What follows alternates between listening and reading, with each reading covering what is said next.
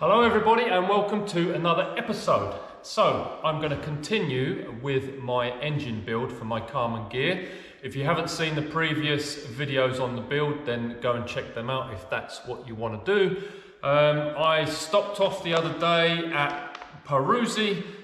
Mikko put all the parts together that I ordered, but I did forget the rebuild kit for the fuel pump, so I still need to order that and get that done. The modern fuels are not good for the rubber that's in the old fuel pump, so rebuilding the fuel pump's a good idea. So I've just got a few bits in here, nothing that special, but new HT leads, spark plugs. I also went to my friend Ollie's the other day and picked up my 123 ignition, and I got a new cap and rotor for this because I stole the one that was on at this to put in my 64, so all good stuff. So there's a few bits I still need to paint. I also got this when I was at Ollie's. This is half it's like the bell housing that's been cut off a old broken gearbox. So I'm going to use this to start the engine on the table. I basically bolt this on. I can put a starter motor on and get the engine running so I don't have to install it in the car first.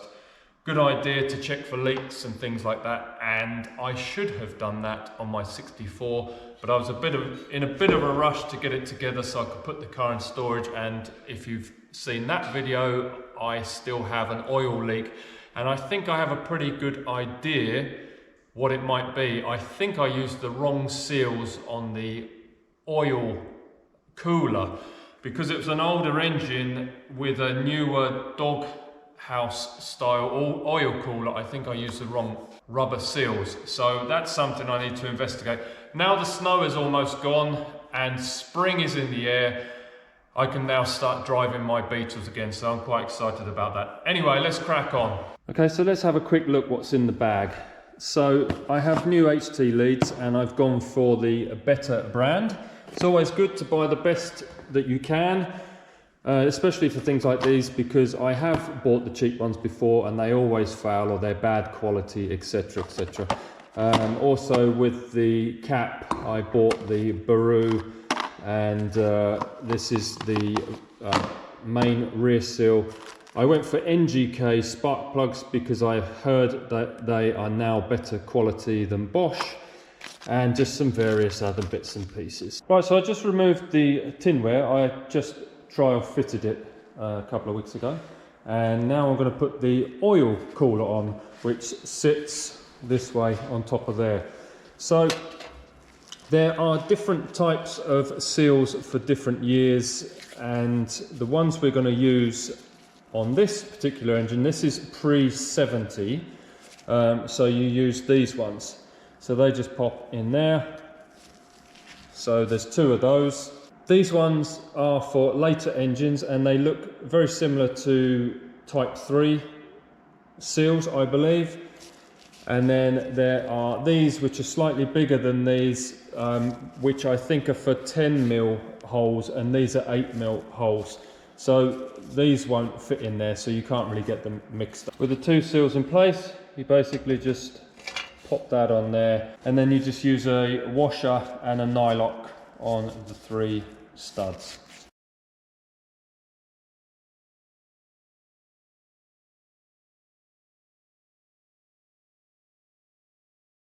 So with those three bolts evenly snugged down, it compresses the rubber seals and makes a nice leak-free seal, hopefully.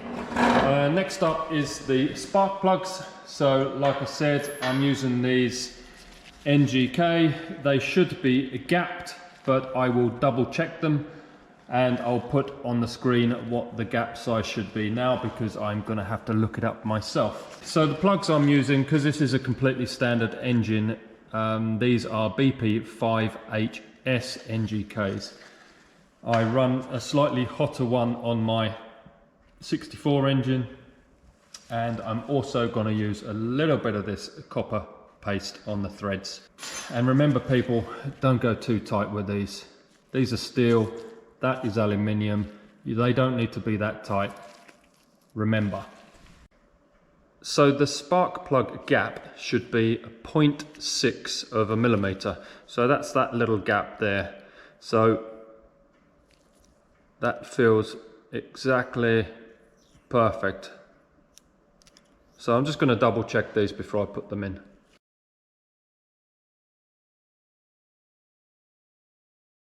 Okay, so the plug's screwed in. I'm going to use a 13/16 socket, and I'm just going to snug these in. There probably is a torque setting for these. Well, I know there is, but I don't know what that is, and I'm just going to rely on my judgment. So like that, not too tight at all. One good thing to note is that on the end of your spark plug,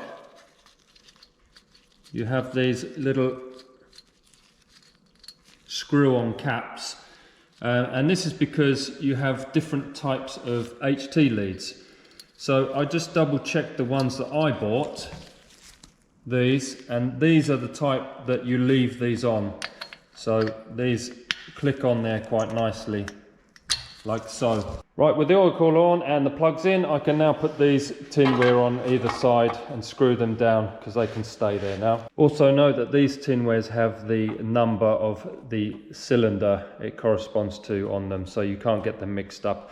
This is the flywheel end, obviously, so that's the front of the car, back of the car. So we have 1, 2, and then 3 and 4.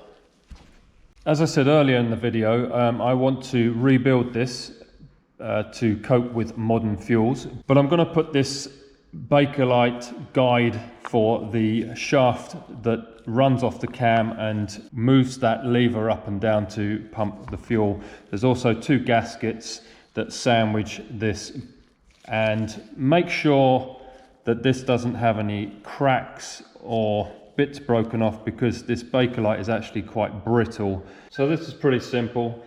This is the first gasket to go on, and you can use this Permatex aviation gasket on there, but I'm not going to for now because I need to rebuild the fuel pump, so I'll do that at a later date. But it basically goes that way round, then followed by this Bakelite guide for the shaft, so that slides down in there, and then you have this pin, and you can see that one end is pointy. So that is the end that goes down, like so. So if I turn the engine over, it's quite hard now because there's compression. I put the plugs in. You'll see that, well, you may not see it on the camera, but that basically goes up and down on the cam. So you want to set this at its lowest point when you put the pump on, because then there's less pressure pushing against the lever on the inside of the pump. So then next up is basically that. Also, it's a good idea to put some white grease on this, which I will do, just to help lubricate things.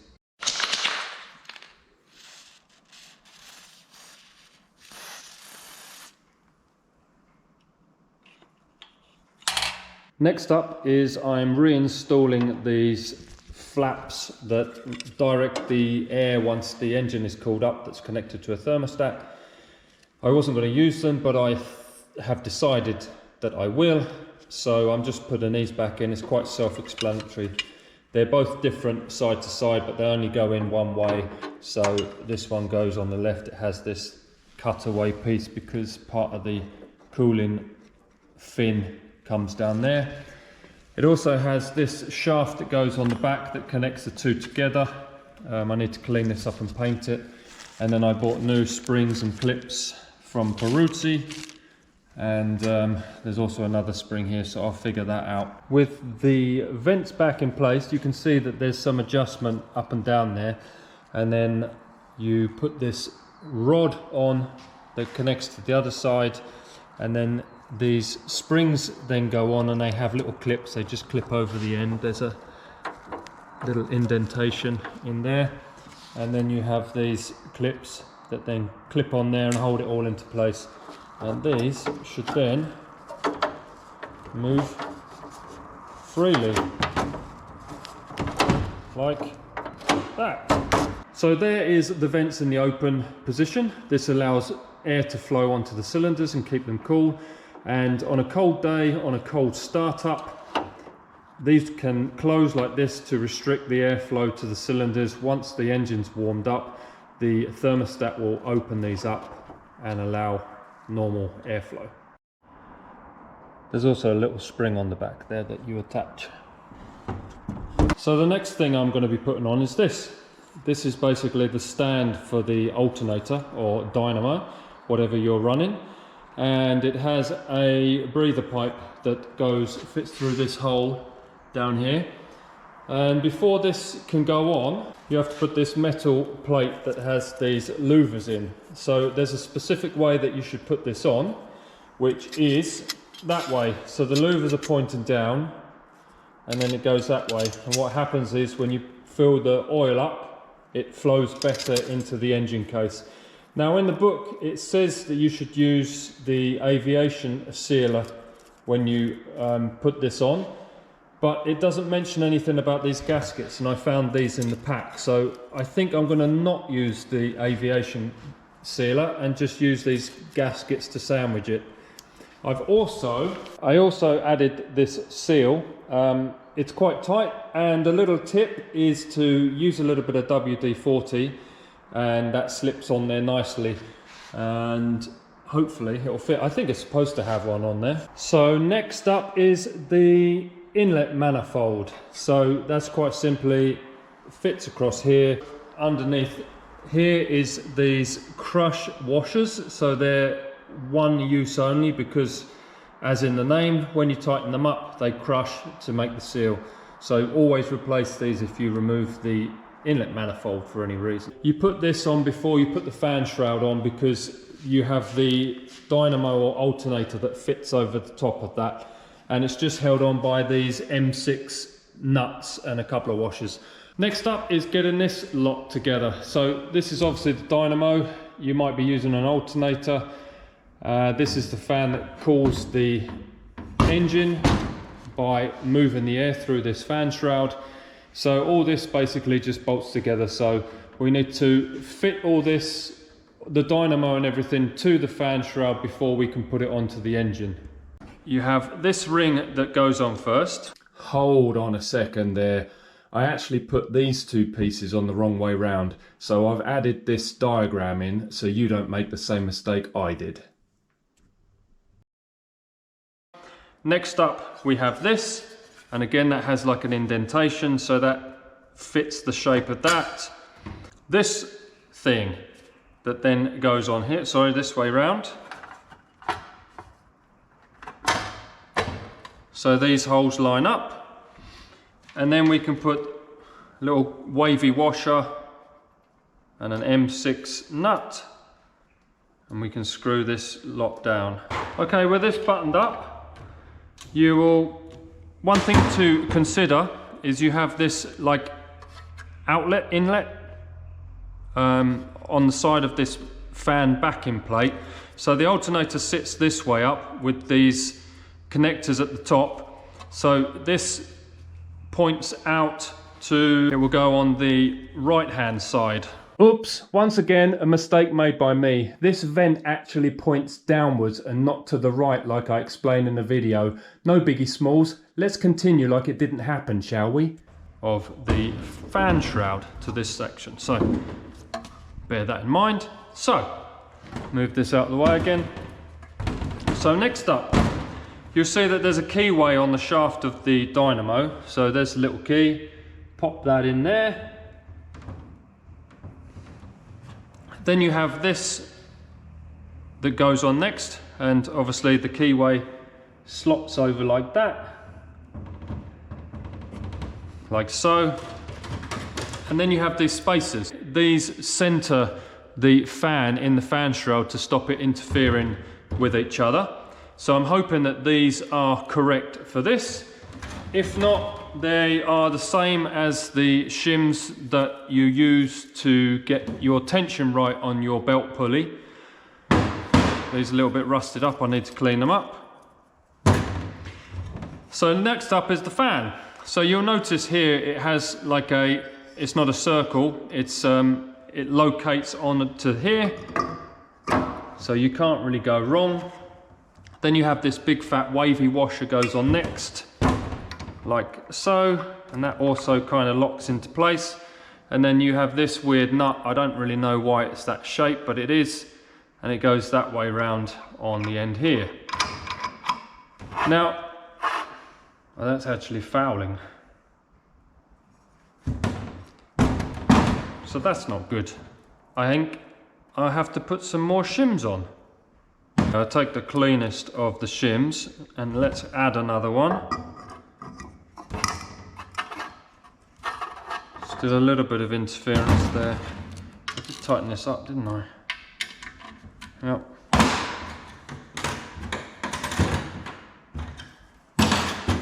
Let's take another rusty one. See how that is.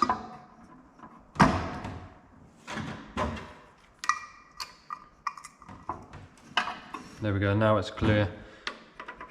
I don't know why I needed to add another two. I think before I took it apart it was fine. So, in order to tighten this big nut up, this is obviously spinning. So in order to tighten it up, I'm going to use a gun with a 36mm socket on there. So I'm just going to hold on to the fan.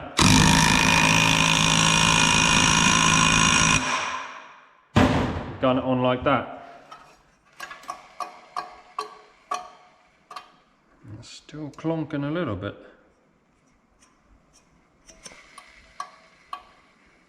Only just. Okay. I think that'll be okay. So, next up, obviously, we just drop it into here. Line the holes up. The connectors are at the top. So we're just going to use some M6 cheesehead screws, and then hopefully there's no interference.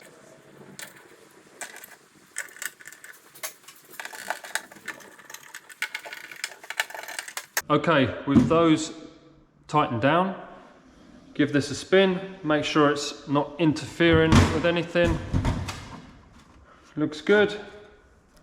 Oh, there it is a bit. But maybe it'll be sitting this way up, so yeah, so then it's fine. Okay, we can put this on the car now. Okay, so you slide the fan shroud over the oil cooler. There we go. And then you just have to make sure these edges of the fan shroud slot inside. Just get a screwdriver, little persuasion there, like so, and voila! It's starting to look like an engine again. Right, so in order to fit this in place, you have one screw that goes in there, another M6 cheese head, and the same the other side.